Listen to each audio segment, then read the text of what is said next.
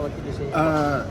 Nakakapagtaka na galing sa China yon na diktadorya, na ang militar nila panupil ng kanila mismong mga tao, tapos gagamit sila ng improper references to history na tinatago naman nila ang kanilang ginagawa.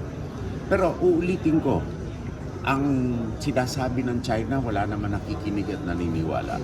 Itong mga mensahe na ito para sa sarili nilang, linlangin ang sarili nilang mga kababayan. Ang tanong ko, paano? So you don't believe, sir? And Number one, hindi ako believe. Number two, wala silang pakialam doon. Alright. I mean, anong pakialam nila?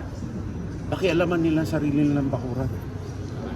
Pakialam yung kanilang sariling bakuran, lalo na yung panunupil sa kanilang mga kababayan, hindi nila tinitigilan. Ito, distraction din sa mga kababayan nila, sa mga problema nila. Sir, last in short, sir, when we say threaten regional stability, yung activity ng China mas nakaka-threaten kesa doon sa ginawa nila. I will agree with what you suggested. Agreed ako 100%. Hindi lang yun. Ano ba yung ginagawa nila? Yung panunupil nila sa West Philippine Sea at sa iba't ibang mga lugar. Kahit Vietnam, ginaganon nila. Recently, Malaysia at Indonesia, ginanon nila. Pangalawa, kunwari, mga cultural exchange. Anong ginagawa? Maraming espiya dyan.